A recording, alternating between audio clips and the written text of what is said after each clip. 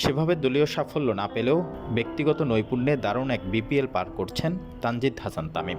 1 century ও 3টি half সেঞ্চুরিতে তিনি এখন পর্যন্ত চলমান একাদশ আসরের সর্বোচ্চ রান সংগ্রাহক। কেবল তাই নয়, ঢাকা ক্যাপিটালসের তৃতীয় জয় পাওয়ার ম্যাচে তরুণ এই ওপেনার একটি রেকর্ডও গড়েছেন। বাংলাদেশি ক্রিকেটার হিসেবে এক আসরে সর্বোচ্চ ছক্কা হাঁকিয়েছেন তানজিদ।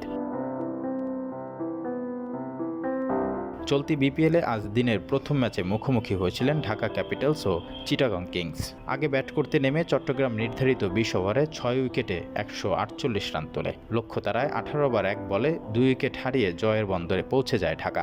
বড় এই জয়ে মূল অবদান তানজিদ তামিমের। 54 বলে 3টি 4 আর 7টি ছক্কায় এই ওপেনার করেন 90 রান। লক্ষ্যটা বড় হলে চলতি আসরে দ্বিতীয় সেঞ্চুরিরও সুযোগ ছিল তামিমের সামনে।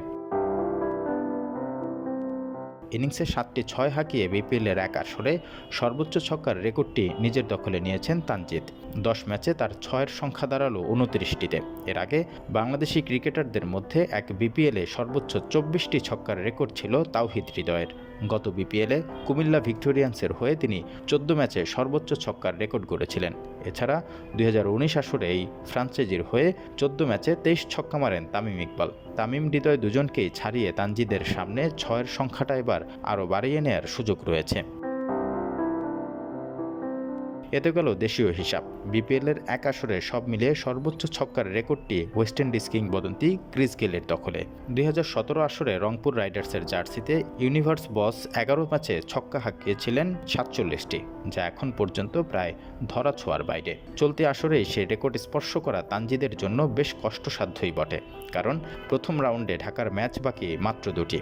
কোয়ার্টার কিংবা ফাইনাল খেললে তারা আরও 3টি ম্যাচ খেলার সুযোগ পাবে। তবে ঢাকা ক্যাপিটালসের জন্য সমীকরণটা অসম্ভব পর্যায়ে।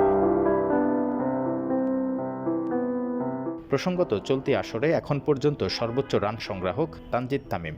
10 ম্যাচে 46.66 গড় এবং 143.83 স্ট্রাইক রেটে রান করেন 420। বিপরীতে তার দল ঢাকা 10টি ম্যাচের মধ্যে জয় পেয়েছেন মাত্র 3টিতে। পয়েন্ট টেবিলে তাদের বর্তমান অবস্থান চতুর্থ, যদিও কাগজে কলমে এখনও তাদের সামনে সুযোগ রয়েছে পরের রাউন্ডে যাবার। সেক্ষেত্রে বাকি 2 ম্যাচ জয়ের পাশাপাশি ঢাকাকে তাকিয়ে থাকতে হবে অন্যদের দিকে।